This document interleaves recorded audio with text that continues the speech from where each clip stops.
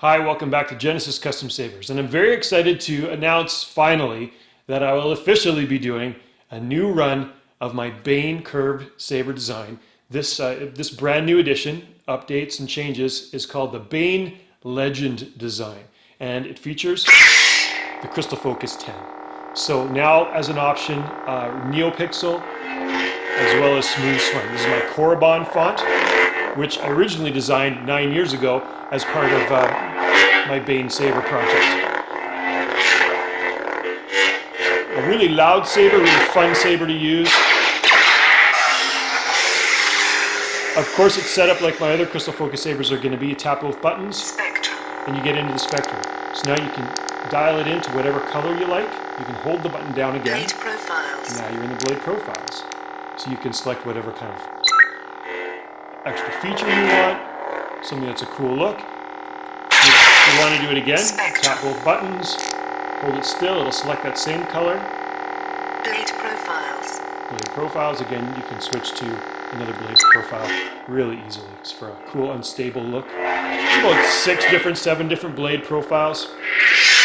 Of course, with this saber, it's going to be a numbered, limited run. I've done 24 sets of saber parts. I'm only doing 12 this year. So the run will be for the first 12 of this new Bane Legend saber design. There's going to be options. Obviously, NeoPixel is one of them. You can get the traditional Tri-Cree red dedicated blade or Tri-Cree multicolor blade.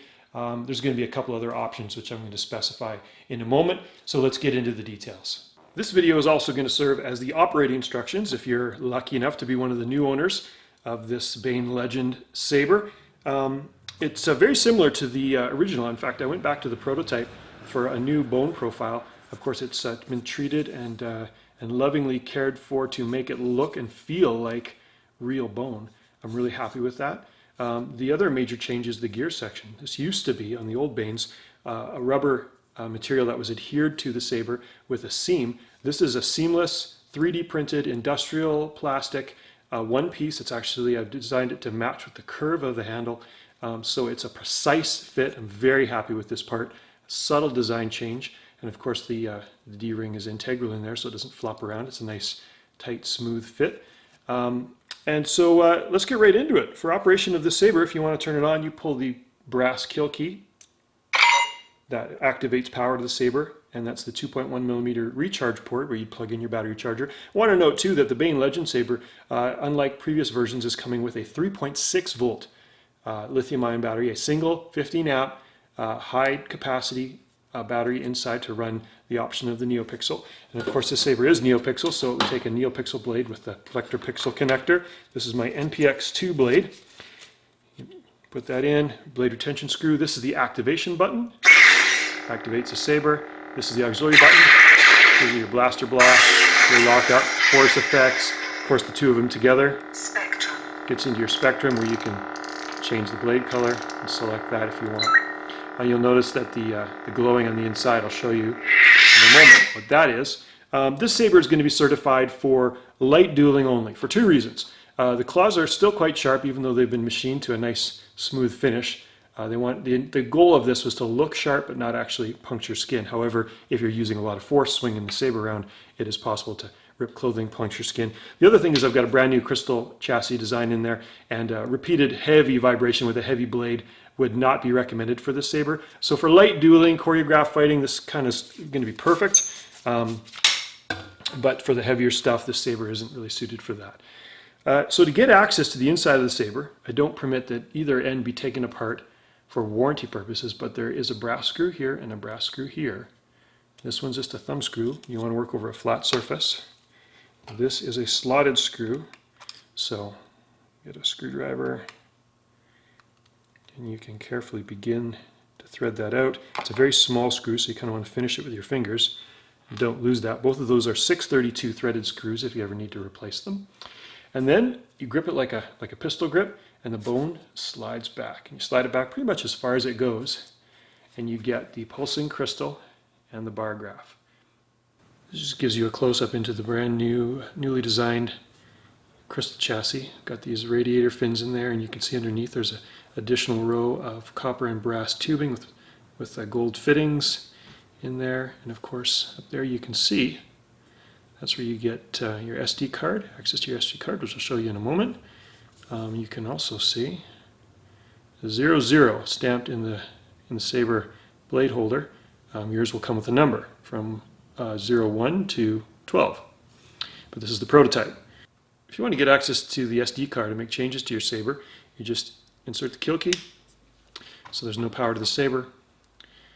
You can use a pencil, you can just tap that SD card until you hear it click and you see it pops out there. And you can use carefully needle nose pliers, or even with your fingers, you can slide that SD card out right along the crystal and then make changes. When you're ready, just click it back in. If you want to use the rice feature or plug the Saber in using this USB cable, this is a standard USB cable, same kind of thing with my Android phone.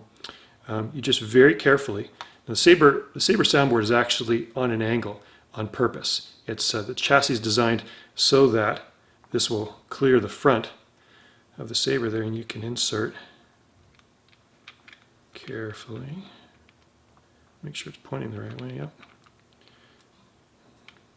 Carefully insert your USB and plug the other end into your computer and do whatever you want to do with that. And then when it's time to pull it out, just very carefully pull it out. So that's how you operate this Saber. Of course, you can see the crystal pulsing blue.